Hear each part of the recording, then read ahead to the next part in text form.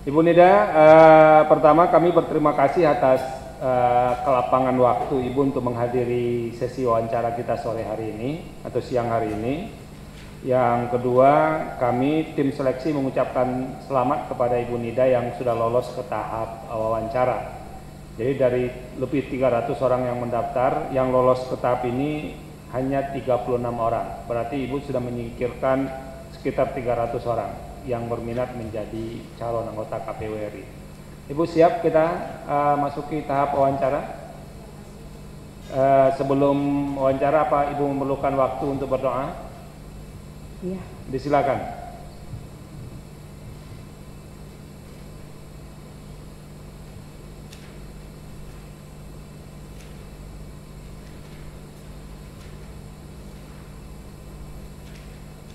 Terima kasih Bu Ernida.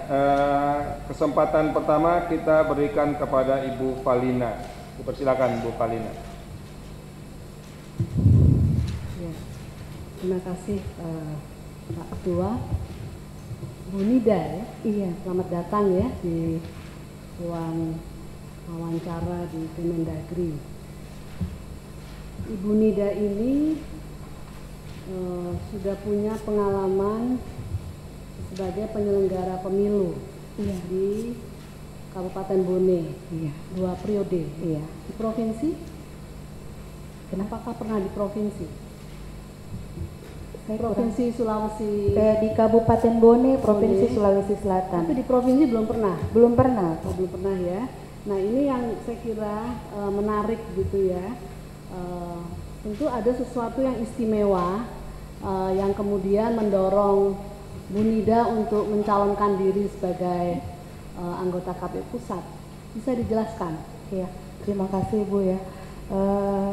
Pengalaman saya selama hampir 2 periode menjadi komisioner di Kabupaten Bone itu dari 2008 sampai dengan 2014 ini sudah hampir 2 periode itu melalui pemilu 6 pemilu itu semua berjalan lancar, aman dan sukses.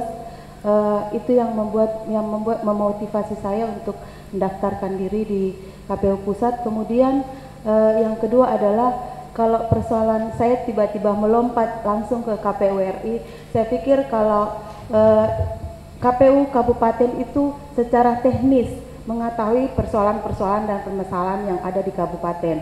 Kemudian peraturan atau regulasi yang digunakan itu sama. Berlaku sama, peraturan perundang-undangan itu yang digunakan sama untuk seluruh Indonesia. Jadi hanya hierarkinya saja yang berbeda. Ya. Tentu berbeda ya antara sebagai penyelenggara di kabupaten dengan nanti menjadi memimpin KPU nasional. Jadi kalau kabupaten skop wilayahnya Kabupaten Bone saja, nanti Bu Nida akan memimpin KPU nasional ya, seluruh Indonesia. Dan pemilu nasional kita adalah salah satu yang paling kompleks di dunia, tidak hanya karena pemilihnya jumlahnya sangat besar 185 juta, tapi juga karena lain-lain, misalnya luas wilayahnya yang demikian rupa dan seterusnya begitu ya. Nah, saya kira kalau dari kabupaten terus ke nasional begitu ya, ini sesuatu yang istimewa. Tentu Bu Nida sudah mulai dengan memetakan masalah gitu kan. Kemudian sudah ada sesuatu yang hendak ditawarkan oleh Bu Nida supaya lembaga KPU nasional ini bisa menjadi lebih baik. Meskipun sudah bagus, tentu pasti ada kekurangan dan kelemahannya supaya bisa menjadi lebih baik. Silakan. Yang pertama itu adalah penguatan kelembagaan. Di antaranya adalah bagaimana meningkatkan sumber daya manusia yang kompeten di tingkat penyelenggara ad hoc. Karena penyelenggara ad hoc ini adalah ujung tombak Kita mulai pemilu. dengan pemetaan masalah yang internal dulu, terkait dengan persoalan internal di KPU RI. Silakan. Ya, terima kasih Ibu. Jadi persoalan internal itu bagaimana membangun hubungan yang harmonis, yang solid antara sekretariat dan komisioner. Karena ini kalau tidak terbangun dengan baik, maka itu akan memunculkan masalah dan persoalan-persoalan itu akan mengakibatkan pada memunculkan masalah pada perjalanan pekerjaan kita, kinerja kita. Itu yang pertama. Kemudian yang kedua itu bagaimana membangun hubungan antara sesama komisioner, kemudian lembaga-lembaga yang konsep terhadap pemilu untuk demi peningkatan kualitas pemilu itu sendiri. Evaluasinya seperti apa terhadap misalnya hubungan antara komisioner dengan sekretaris jenderal begitu, dan hubungan antara sesama komisioner itu seperti apa selama ini? Apakah sudah cukup ideal ataukah ada sesuatu yang perlu diperbaiki di situ? Ya, terima kasih Bu. Jadi kalau secara umum saya melihat hubungan antara komisioner KPU RI dan sekretariat jenderal yang biasa saya baca di Suara Pemilu itu sudah bagus hubungannya, tetapi ini adalah suatu lembaga yang hierarki Bu. Jadi bukan hanya antara sekjen dan komisioner, tetapi kan ada lembaga di bawahnya, ada KPU provinsi di bawahnya, ada KPU kabupaten yang di bawahnya. Nah, di kabupaten itu dan di provinsi ini kan menentukan sukses tidaknya penyelenggaraan pemilu. Jadi inilah yang mau dikuatkan, inilah yang mau diperbaiki dan supaya semakin solid, supaya hasil-hasil keputusan. Masalahnya itu apa? Masalahnya di internal itu antara hubungan antara komisioner dengan sekretaris jenderal itu masalahnya apa? Iya, terima kasih Bu. Jadi kalau saya tidak menyoroti pada antara komisioner dengan sekjen, tetapi saya lebih ke KPU provinsi, KPU kabupaten yang merupakan pelaksana langsung. Jadi yang saya soroti di sini adanya beberapa hubungan yang tidak harmonis antara adanya beberapa kabupaten dan provinsi yang tidak harmonis, hubungan antara komisioner dan sekretariat, antara sekretaris atau staf sekretariat, dan itu mengganggu kinerja terutama pada masa-masa tahapan sedang berlangsung. Mengapa tidak harmonis? Ada beberapa hal yang mungkin karena yang pertama adalah hasil pleno biasanya tidak didukung oleh sekretariat, dan itu akan dan ini harus segera dicari jalan keluarnya, formulasinya bagaimana supaya ke depan itu hubungan antara komisioner dan sekretaris, baik sekretaris provinsi maupun sekretaris kabupaten, bisa dibangun lebih baik lagi. Bisa diberikan contoh? Contohnya misalnya setelah ini bukan pengalaman pribadi saya Bu, tapi ini biasanya kita bertemu pada saat rapat-rapat di provinsi itu, bahwa terkadang ada hasil rapat pleno yang tidak didukung oleh sekretariat, dan itu mengganggu sebenarnya, sangat mengganggu, walaupun tidak prinsipil sebenarnya, tapi sangat mengganggu. Ya, itu di tingkat provinsi dan kabupaten provinsi. Nanti kalau Bu Nida gitu ya terpilih di KPU RI, apa yang akan dilakukan melihat, karena itu kan tidak hanya terjadi di Sulawesi Selatan ya, saya kira itu umum terjadi di banyak daerah. Apa yang akan dilakukan oleh Bu Nida kalau nanti terpilih menjadi anggota KPU RI? Iya, yang pertama mungkin membangun menggunakan fungsi-fungsi manajemen.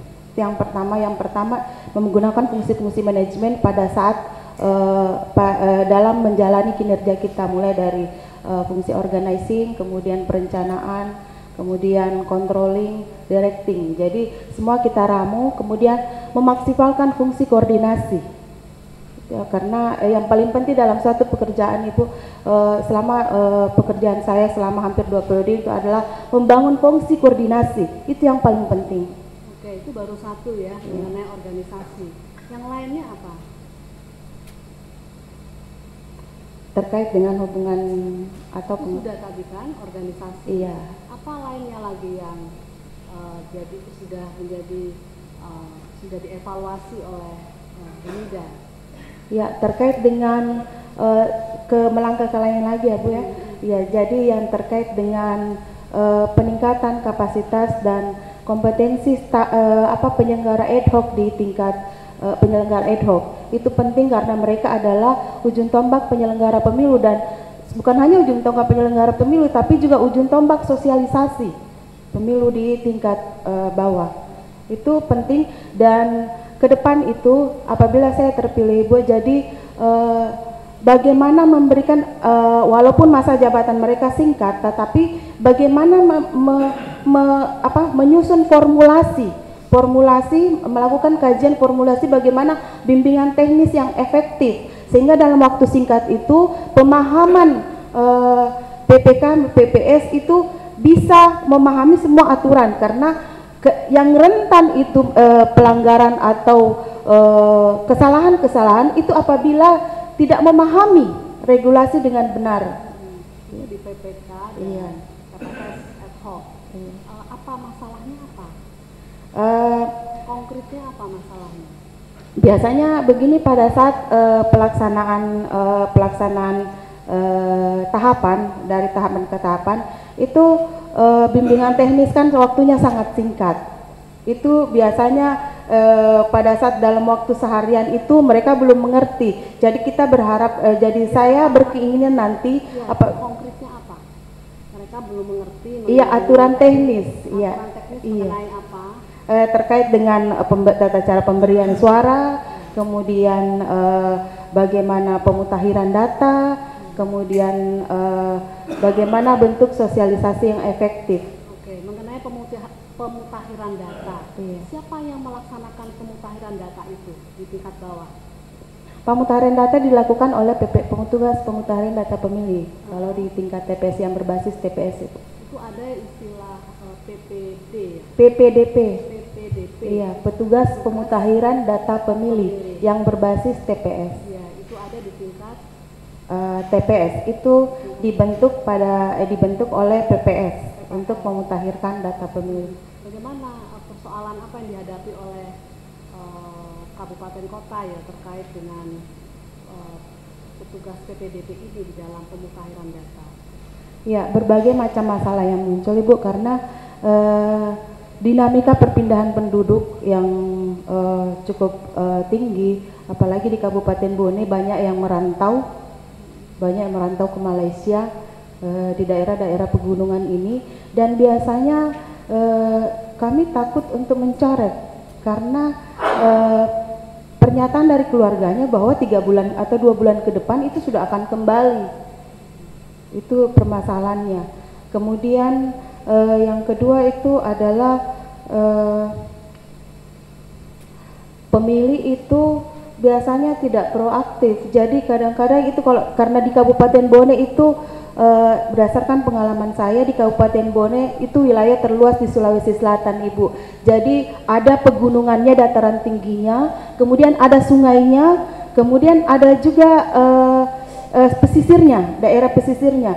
Jadi ini termasuk rumit, daerah ini kabupaten ini rumit karena wilayahnya yang begitu luas secara geografis, sehingga banyak masalah-masalah yang dihadapi oleh PPDP dalam pada saat pemutakhiran data pemilih. DPT itu selalu banyak persoalan mengenai DPT. Bagaimana Bu Nida melihat mengenai persoalan DPT ini secara nasional ya? Karena kan Bu Nida akan menjadi anggota KPU RI. Kalau tadi kan di bawah ya mengenai PPDP tugasnya mengupdate, memutakhirkan data. Tapi ini nanti kalau di tingkat KPU RI, Bu Nida itu nanti akan membuat kebijakan yang sifat strategis terkait DPT. Mengapa DPT ini selalu menimbulkan persoalan dari pemilu ke pemilu? Terima kasih Bu. Jadi persoalan DPT secara nasional, karena saya mengikuti dari 2008, DPT itu semakin hari semakin baik, dan apalagi dengan adanya sistem aplikasi data pemilu itu sudah semakin baik, semakin transparan. Saya melihatnya ke depan ini apalagi data-data dari kementerian terkait dari DP4 itu sudah semakin baik. Berharap ke depan itu data-data ini juga semakin valid. Dan saya melihat data DPT ini sudah tidak terlalu banyak persoalan. Kalau mungkin 5 tahun yang lalu memang luar biasa. Kami saja di kabupaten itu sangat kewalahan, tapi saat ini DP 4 yang diserahkan oleh pemerintah itu sudah semakin baik. Sudah semakin baik. Iya. Ya. Baik, terima kasih Pak Ketua. Terima kasih Bu Palina. Berikutnya kita minta Pak Erwan.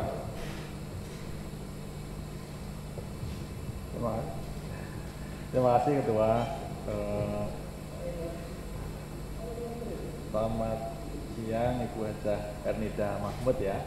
Selamat sudah mendapatkan kesempatan mengikuti proses seleksi dan ini tahapan wawancara. Banyak hal tadi sudah ditanyakan, tetapi ada yang menarik ini Bu Ernida ini. Dari CV Ibu dulu S1-nya kan bukan dari Fakultas Hukum, juga bukan dari politik gitu ya, tapi dari Sosial Ekonomi Pertanian.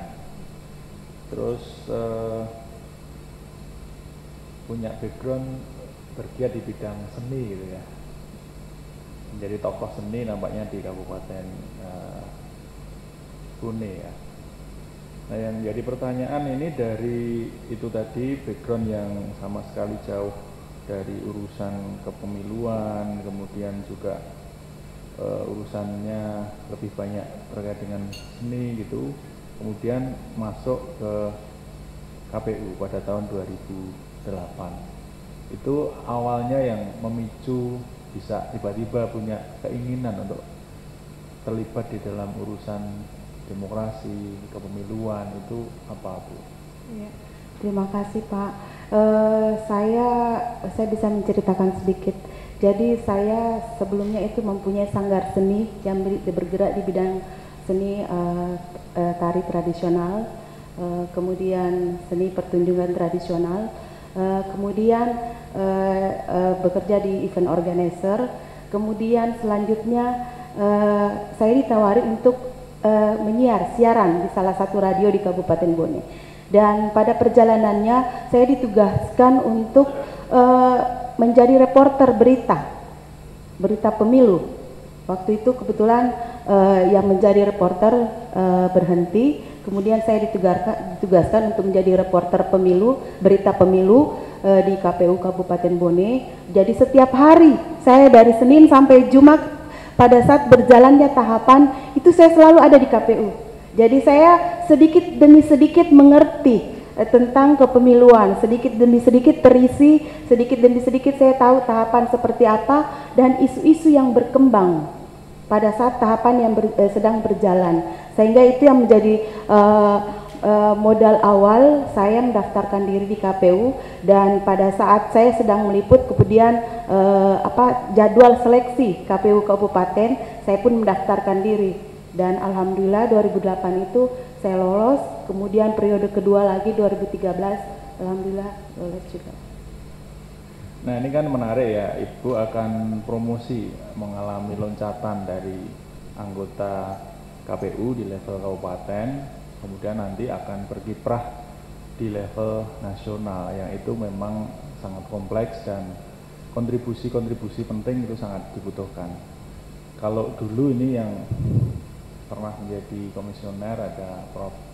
Ramlan, di sini ada Bu Palina, yang backgroundnya itu kan ilmuwan politik gitu ya, kemudian nanti dari teori-teori kemudian bisa dipraktekkan. Nah ini nanti kalau Ibu pada level nasional, sementara tadi kan pengetahuannya tentang kepemiluan itu dari praktek gitu ya, kalau diminta memberikan visi bagaimana kemudian nanti ke depan bisa memimpin KPU, memberikan visi tentang pemilu yang baik, tentang praktek demokrasi yang baik, akan seperti apa mengupdate ilmunya itu agar bisa berkontribusi maksimal di dalam KPU. Terima kasih Pak. Jadi tadi Bapak sudah sebutkan bahwa saya berlatar belakang pendidikan S1 itu Sosial Ekonomi Pertanian, kemudian S2-nya Perencanaan dan Kebijakan Pembangunan Pertanian. Tetapi saya ingin mengatakan bahwa filosofi ilmu itu sama, adalah bagaimana memecahkan masalah dan bagaimana mengambil suatu kebijakan dari kajian itu. Jadi saya pikir sama, filosofi ilmunya itu sama, bahwa apalagi S2 saya adalah perencanaan dan kebijakan. Jadi mungkin bidang ilmunya saja yang berbeda, tetapi filosofinya sama. Bagaimana bagaimana melakukan perencanaan dan bagaimana menentukan kebijakan. Kalau hal-hal yang selain teknis juga teoritis terkait persoalan kepemiluan begitu, Ibu mengupdate ilmunya dari mana, Bu? Kalau selama ini saya banyak membaca, terutama tulisan-tulisannya Prof. Ramlan, saya banyak baca.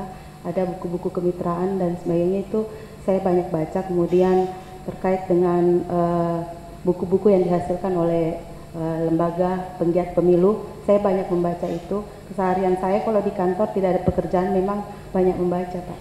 Banyak membaca terkait dengan teknis-teknis kepolisian, kemudian teori-teori kepemiluan, itu semua saya baca. Jadi dengan autodidak ya, membaca sendiri Iya. untuk belajar ilmu politik dan kepemiluan gitu ya. Yang nanti yakin itu setelah berkiprah di level nasional itu cukup untuk menghandle persoalan-persoalan yang akan muncul di dalam penyelenggaraan pemilu di Indonesia. Insya Allah, Pak, karena dinamika kepemiluan itu kan semakin berkembang. Jadi kalau kita mengikuti perkembangannya, insya Allah kita bisa mengupdate.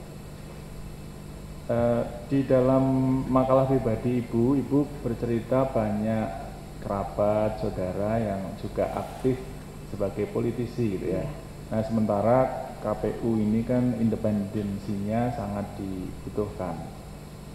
Nah, kami ingin mendengar tantangan Ibu terkait dengan independensi itu ya, ketidakberpihakan pada tadi kerabat dan sebagainya, yang sudah pernah dipraktekkan dan memang teruji nanti ketika pada level yang lebih tinggi itu akan meyakinkan kita bahwa independensi Ibu akan terjaga. Itu ada tidak contoh-contoh yang bisa diberikan kepada kami? Ya, terima kasih, Pak. Jadi pemilu 2009, pemilu 2014 itu banyak kalangan keluarga saya yang menjadi caleg dengan berbagai partai politik yang berbeda. Bahkan 2009 itu kakak saya itu mencalonkan diri di PKB. Begitu juga adik saya di Gerindra. Kemudian 2 orang sepupu saya di P3 dan PAN. Kemudian ada beberapa sahabat-sahabat juga di partai yang berbeda. Di dalam keluarga kami memang perbedaan itu yang biasa, dan kami saling menghormati. Dan memang sebelum mereka mendaftar menjadi calon, saya sudah memberikan pemahaman bahwa tugas dan kewenangan saya seperti ini, bahwa kita tidak boleh ada hal-hal yang mungkin di luar itu, yang kemudian yang pertama sih adalah tidak membuka ruang, ya, tidak membuka ruang kepada orang-orang. Jadi saya melakukan komunikasi itu secara normatif saja, sesuai dengan kemudian dengan bersandarkan pada aturan regulasi-regulasi yang ada, dan selama ini tidak ada yang mengganggu, Pak. Tidak ada, karena mereka memahami aturannya, mereka memahami regulasi yang ada. Selama ini saya merasa tidak ada yang mengganggu terkait dengan hal itu, dan itu sudah dan setiap rapat yang kami selenggarakan itu saya selalu mengumumkan bahwa ada keluarga saya yang menjadi caleg pada 2009 itu dan bahkan 2014. Bahkan salah satu pertemuan saya dengan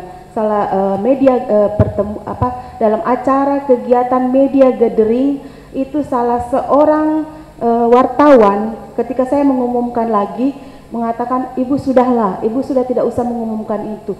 Kami dari rangkaian yang panjang Ibu membangun integritas, kami sangat percaya akan integritas dan kredibilitas Ibu. Ya, mudah-mudahan nanti tetap seperti itu ya. Insya Allah. Terima kasih Ketua, waktu saya kembalikan. Terima kasih. Berikutnya kita minta Pak Sudarmo. Terima kasih Pak Ketua.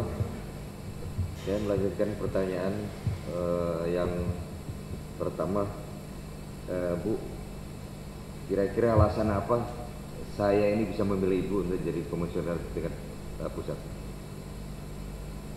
Yang pertama, pengalaman saya secara teknis memadai. Kemudian yang kedua, saya bekerja fokus. Kemudian yang ketiga, saya bisa diandalkan untuk memecahkan masalah. Oke. Yang kedua, Bu, kita selalu berbicara masalah kesuksesan di dalam penyelenggaraan pemilu. Yang dimaksud sukses di dalam penyelenggaraan pemilu ini seperti apa? Kalau menurut saya secara pribadi adalah yang pertama untuk parameter secara umum bahwa pemilu itu terselenggara secara aman, lancar, dan sukses. Dan itu 6 kali pemilu itu sudah berjalan seperti itu adanya. Kemudian yang kedua, tidak ada tingkat partisipasinya tinggi. Alhamdulillah kami di Kabupaten Bone itu penduduknya paling terbesar di Sulawesi Selatan, Pak. Itu tidak pernah di bawah angka 70%. Kemudian yang ketiga, minimnya pelanggaran pemilu. Kami di Kabupaten Bone mungkin karena pada saat Binte kami betul-betul menekankan itu sehingga pelanggaran pemilu itu tidak terlalu banyak. Kemudian yang ketiga, pilkada yang kami selenggarakan itu tidak ada sengketa. Bahkan 2014 itu legislatif kami tidak ada sengketa hasil.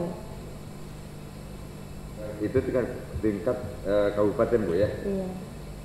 Nah, sekarang kalau misalnya diupgrade ke tingkat nasional, untuk mengupayakan seperti itu, apa langkah-langkah itu yang dilakukan? Untuk mengupayakan pemilu berkualitas seperti tadi yang sukses. Tapi tidak lagi tingkat kabupaten, tapi sudah tingkat nasional. Karena bukan nanti komisioner tingkat pusat. Apa, Bu, yang harus dilakukan? Yang pertama itu adalah seperti saya jelaskan tadi adalah bagaimana melakukan penguatan kelembagaan. Itu paling penting, bagaimana melakukan rekrutmen jajaran ke bawah secara profesional, sehingga mereka yang terpilih adalah orang-orang yang berkompeten, karena kompetensi itu penting dalam penyelenggaraan pemilu. Itu yang pertama. Kemudian yang kedua adalah membangun pelibatan masyarakat, ya, membangun partisipasi masyarakat secara aktif di dalam kepemiluan. Kemudian yang ketiga adalah menyusun regulasi yang berkepastian hukum, kemudian progresif, kemudian juga partisipatif.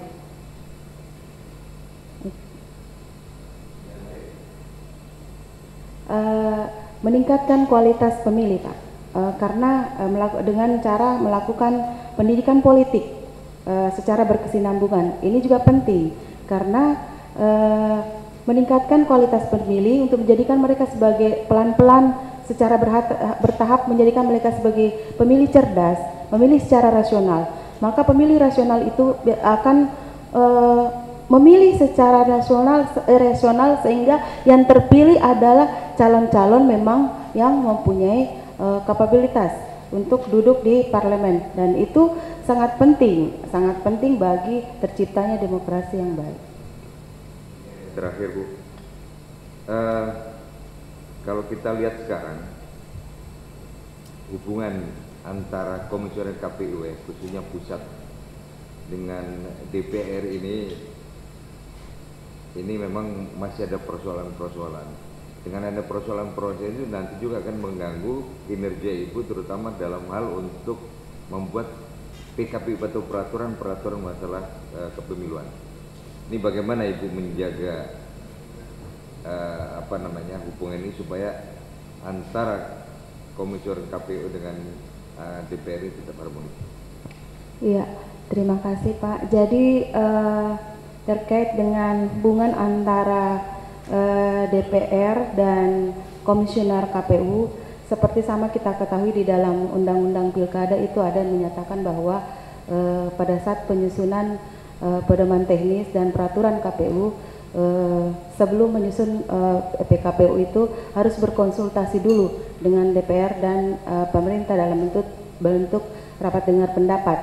Nah, secara pribadi itu saya sangat tidak setuju karena itu sangat mengganggu kemandirian KPU sebagai lembaga yang independen.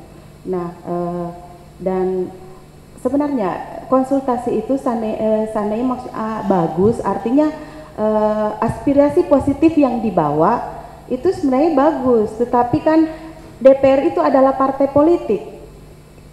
DPR itu partai politik yang di dalam rapat seperti kita lihat sekarang beberapa di PKPU yang baru ada beberapa yang disusupkan di dalam beberapa pasal di dalam pasal-pasal tertentu itu yang sangat mengganggu sebenarnya kemandirian KPU. Jadi sebenarnya konsultasi itu kalau itu sebenarnya bagusan sepanjang itu menyerap aspirasi yang positif. Tetapi selama ini yang kita lihat bukan aspirasi positif dan yang lebih fatal lagi karena ini bersifat mengikat, hasilnya bersifat mengikat. Jadi kalau disusupi oleh kepentingan-kepentingan kemudian PKPU itu mencerminkan kepentingan partai politik tertentu, itu akan berakibat fatal bagi kehidupan demokrasi kita ke depan. Jadi Ibu nanti berani Ibu ya untuk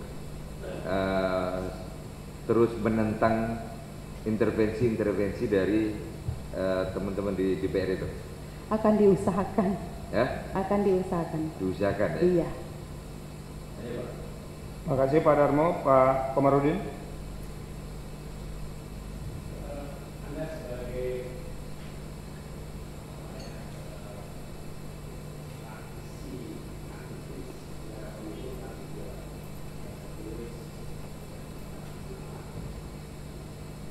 coba sebutkan atau tunjukkan 5 kelemahan dari pelaksanaan pemilu yang ada selama ini. 5 kelemahan pemilu yang ada saat sekarang ini adalah yang pertama pola rekrutmen penyelenggara ad hoc. Yang pertama itu waktunya sangat singkat Pak. Kita belum sempat mendalami sang penyelenggara ad hoc itu, tapi kita diburu oleh tahapan. Kemudian yang kedua adalah bagaimana integritas pemungutan dan penghitungan suara. Ya, itu bermasalah. Ada beberapa permasalahan di situ. Kemudian yang biasanya itu kalau tidak dilakukan pengawasan yang baik, pengawas tidak melakukan secara maksimal, maka bisa saja ada seperti yang selama ini kita banyak dengar berita bahwa ada yang menggunakan hak pilihnya 2 kali di tempat yang lain. Kemudian selanjutnya adalah waktu rekapitulasi yang panjang. Waktu rekapitulasi yang panjang itu mungkin yang paling krusial. Peristiwa krusialnya, penyimpangannya di mana? Pada saat waktu yang panjang, kalau sekarang di Pilkada kan sudah tidak melalui PPS, tetapi dulu kan melalui PPS, dan penyimpangannya itu karena saya beberapa kali menemukan itu pada saat lagi monitoring pada saat rekapitulasi tingkat PPS itu pergeseran antara suara caleg di dalam partai, itu yang banyak terjadi. Siapa yang melakukan, mekanismenya gimana? Itu mekanisme seperti ini. Kalau misalnya di hasil perolehan suara itu biasanya perpindahan antara kolomnya kan kecil-kecil Pak. Iya. Jadi kalau misalnya calon 1, calon 2 itu 40 bisa saja berpindah ke nomor 2. Seperti itu banyak jamak terjadi di apakah di pemilu 2009 ataukah pemilu di 2014. Nah di sini dibutuhkan fungsi pengawasan yang maksimal.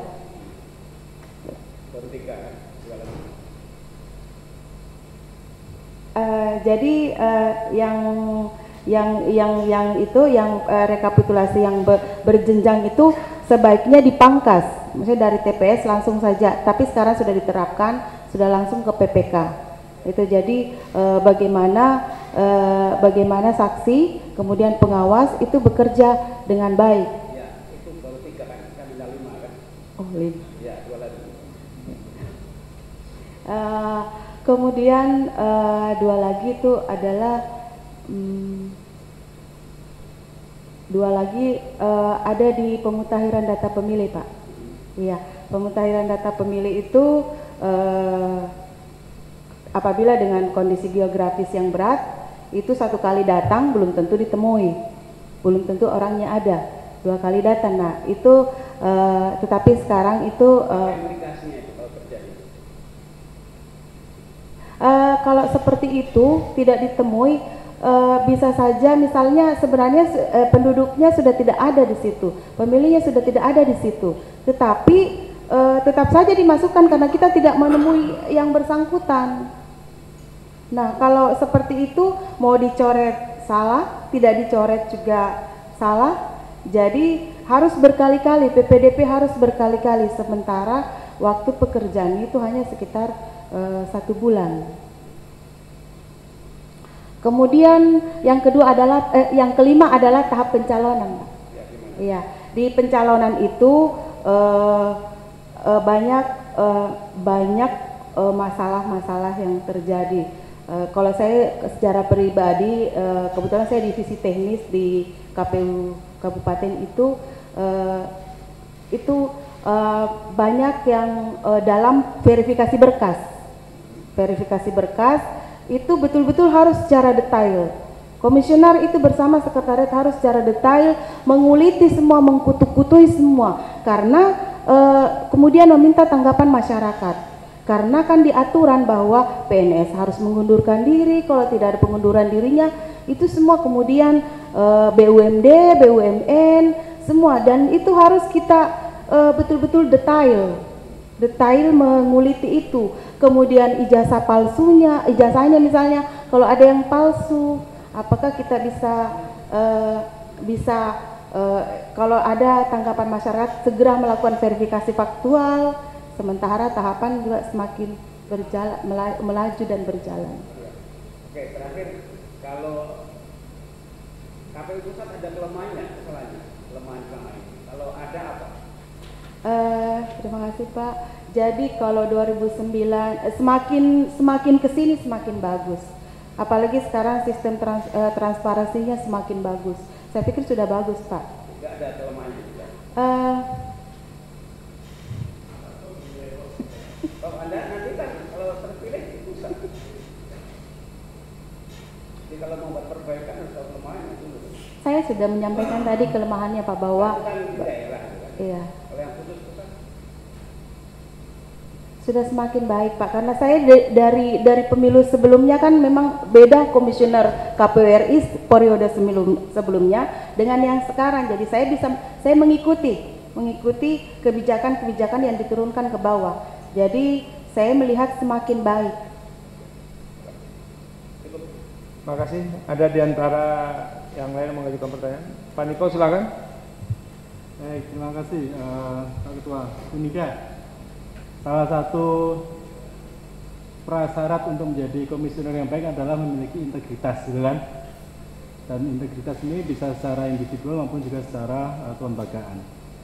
Nah, yang mau saya tanyakan Bu, berdasarkan pengalaman Ibu ini ya, dari pengalaman empirik mengelola KPU Kabupaten Bone dan kemudian pendidikan, kursus dan segala macam, apa sih yang menjadi variabel laten gitu ya Bu ya, variabel laten yang mempengaruhi integritas kelembagaan seperti KPU ini Bu? Kan Ibu sudah pernah belajar structural equation modeling Bu, SEM Bu.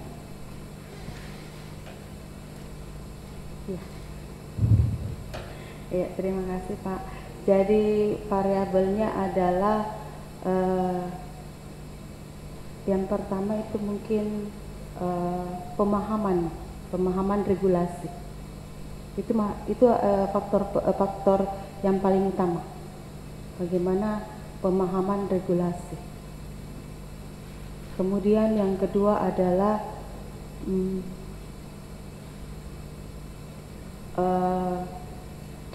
Yang kedua adalah membangun independensi pribadi.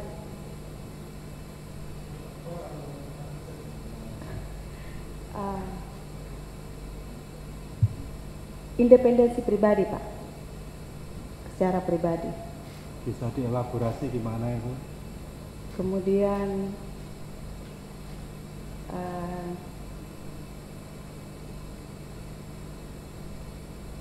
baik, kalau mungkin Ibu belum begitu yakin dengan jawaban Ibu sendiri, sekarang begini, kalau misalnya Ibu tadi bilang bahwa KPU sekarang ini sudah semakin baik ya Bu ya, tapi kan kita tahu bahwa sebentar lagi KPU ini juga akan di-govern dengan aturan perundang-undangan yang baru, karena sekarang ini DPR dan pemerintah sedang membahas RUU penyelenggaraan pemilu gitu. Nah, kira-kira Bu, model adaptasi kelembagaan seperti apa sih Bu yang diperlukan oleh KPU ini ke depan supaya selalu bisa tune in dengan regulasi ataupun aturan-aturan yang baru Bu? Ya, model adaptasi yang terkait dengan RUU yang baru kita tidak tahu bentuknya seperti apa Pak ya, RUU nanti, karena saya lihat saat ini semua partai dengan formulasi yang berbeda memasukkan daftar inventaris masalahnya pada saat pembahasan RUU. Nah, terkait dengan ini, bagaimana membangun penguatan kelembagaan, itu yang paling penting sebenarnya Pak. Bagaimana membangun penguatan kelembagaan, kemudian bagaimana menata manajemen sehingga hal-hal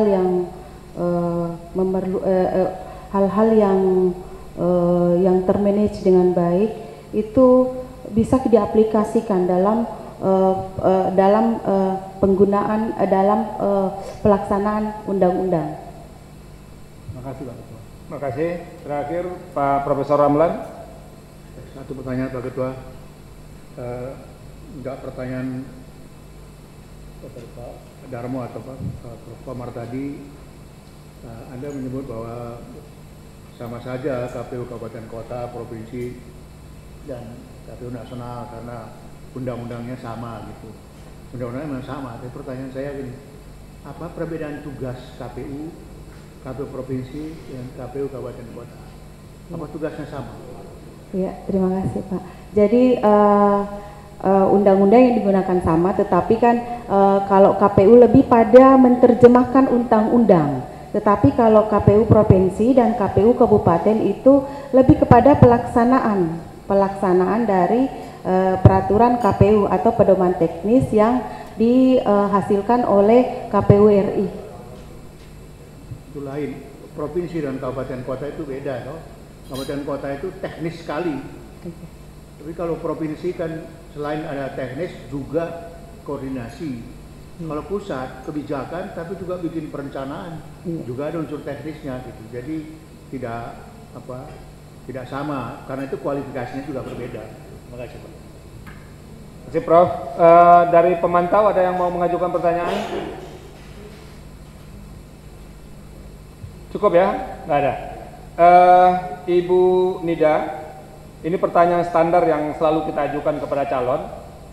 Kalau Ibu terpilih nanti satu dari 7 anggota KPU RI, kita ingin Ibu menyebutkan siapa 6 yang lain lagi yang bisa menjadi partner Ibu di KPU RI nanti di luar Ibu. Jadi karena ada 36 nama ini, di luar Ibu tinggal 35 nama. Tolong kami disebutkan 6 nama lain yang bisa menjadi partner Ibu di KPU RI nanti. Silakan. Saya bisa bekerjasama dengan semua, Prof. Ini saya melihat gejala yang aneh nih dari semua calon anggota KPU. Tidak ada yang mau menyebutkan nama orang dari kemarin. Pokoknya bisa saja bekerja sama. Padahal dari pengertian kita menyebutkan nama orang itu bahagian juga dari mengambil keputusan. Tapi kami menghormati itu Bu, nggak apa-apa. Yang menjadi masalah saya memang karena dari KPU Kabupaten saya tidak begitu mengenal yang saat ini. Ini ada apa Bu? Pernyataan, silakan Ibu baca. Dan kalau berkenan diisi nanti dibacakan biar kita dengar bersama.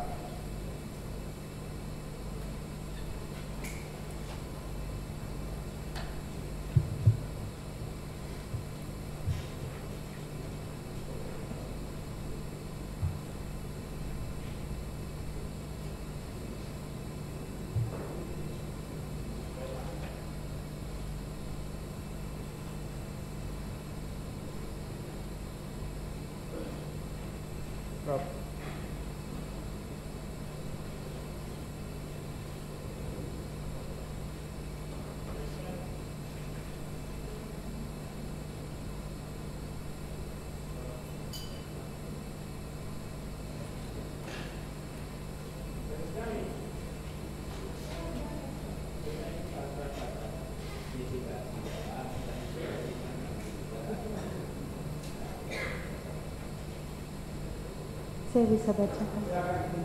Terima kasih. Bismillah. Surat pernyataan.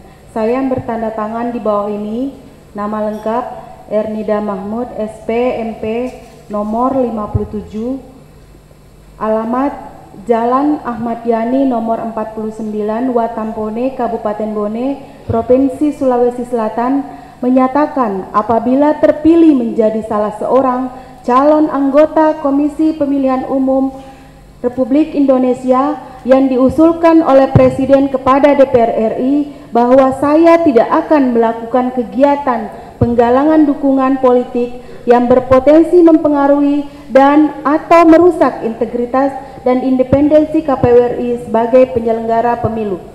Yang membuat pernyataan Ernida Mahmud. Terima kasih Bu Nida.